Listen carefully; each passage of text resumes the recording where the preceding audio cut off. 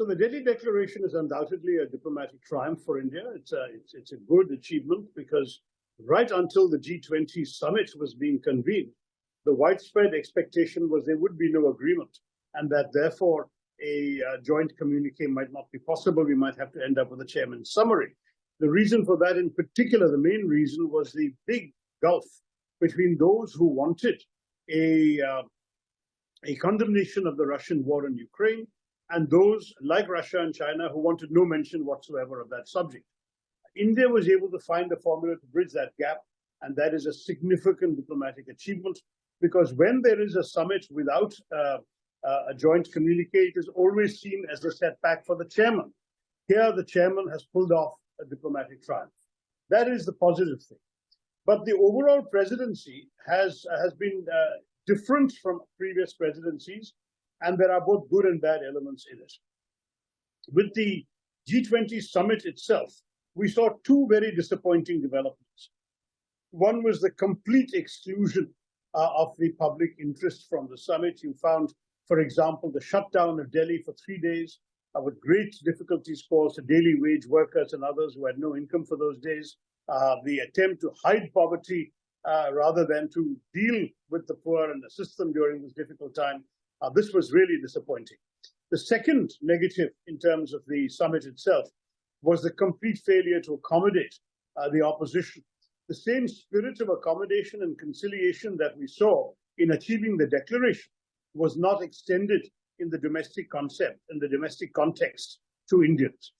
The leader of the opposition was not invited. The opposition members of parliament were not invited, not even the members of the relevant parliamentary committees dealing with foreign affairs. Nobody was invited to any of the events, the receptions, or the dinner. And the result is that a democracy, a country that called itself the mother of democracy, was showcasing an event from which the democratic opposition was excluded. I thought that was very unfortunate. So that's on the summit itself. On the presidency as a whole, one of the things that was remarkable, I would say, about the government's conduct of the presidency was that they did something that no previous G20 presidency has done.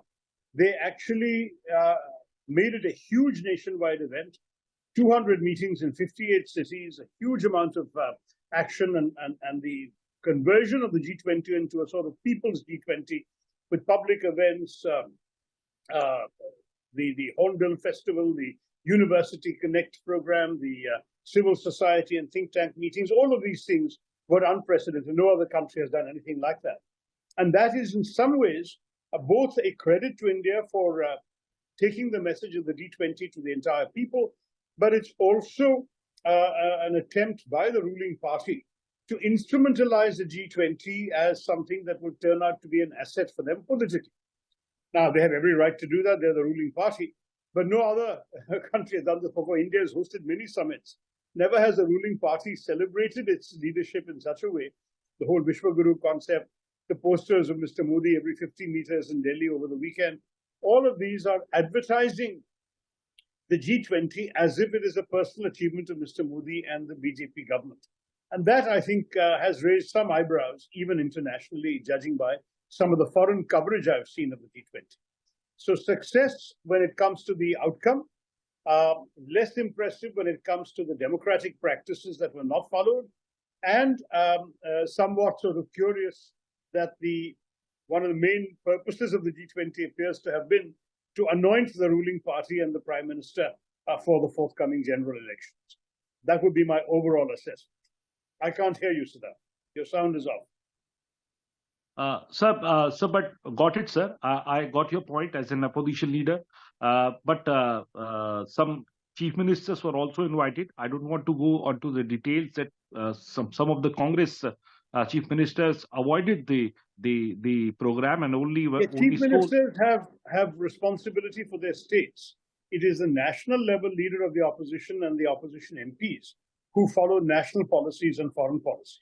So when you're having an international event, MPs are the ones who normally would be the ones to invite if you want to showcase some opposition MPs as part of your mother of democracy concept. But no MPs were invited, not even Mr. Kharge, the leader of the opposition. That is unprecedented, surprising, and disappointing. Sir, how do you look at the initiative of India, Middle East, Europe Economic Corridor? This was initiated in the summit. How do you see this, sir? Yeah, this was a new development. I think while something like the admission of the African Union was expected, even telegraphed well before the summit, and whereas even some of the other agreed language on debt relief, on sustainable development, and so on, all of that can be advertised as successful, but it doesn't really connect to any concrete outcome so far. It's just, capable, pious platitudes, one might say, which were well done, no problem with it. But at the same time, one could definitely argue that that alone does not give us enough to be celebrating. The India Middle East EU initiative is completely new, not something that was anticipated earlier, and that has tremendous potential for the future, provided it is implemented properly. The worry about many international summits is very often that in our country, we've also seen this, that you have a summit, you focus on agreeing a declaration, and you get a triumphant result in terms of agreed language, but then implementation never follows. We've seen, for example, on issues like the availability of development financing or the promises by rich countries to contribute towards climate change efforts in the developing world, that there is excellent language in many summits going back 15 years, but none of this has actually been implemented. The sums promised has never come, and action has not resulted. So I would say on this one, it's a welcome initiative, but the proof of the pudding, as the cliche goes, is in the eating. We will have to see how well this is implemented in our country and in the other countries that are part of this initiative. So, very shortly, before wrapping up, I want to ask you, do you think that India managed to handle the Ukraine-Russia crisis in the dialogues? And at the same time, you have also praised India's G20 Sherpa Amitabh Kant in a tweet on Delhi Declaration consensus. Yeah, I'm in touch with both Amitabh Kant, the G20 Sherpa, and with our foreign minister, and I would congratulate them because what they have done is certainly very, very good for India. It is not easy to pull off a diplomatic negotiation like this. They both seem to have put in a lot of hard effort, and I think one should give credit where credit is due. Some of the other things that I've expressed to you, which are less positive, I've also expressed to them. But as far as the achievement of actually squaring the circle, which is an impossible task almost, on Ukraine is concerned, it's really very, very impressive, because for 9 months, we were genuinely facing at every one of, for example, the finance ministers meeting, the foreign ministers meeting, etc. There was no agreement. And the positions seemed to be getting farther apart rather than closer together. So it really was an extremely effective achievement to pull this off. And I will not hesitate to compliment those led by Amitabh Kant and Foreign Minister Jaishankar. I will not hesitate to compliment those who worked hard to pull this off, because it wasn't an easy thing to pull off. My last question is to you, sir. The head of China, the Chinese president, did not turn up for the G20 summit, and as well as the Mr. Putin also did not turn up for the G20 meeting. So, how do you think that it has given us some kind of indication or any impact on G20? Or if Chinese president would have come, then some issues regarding to India and China on the LAC issue should have been raised much more seriously.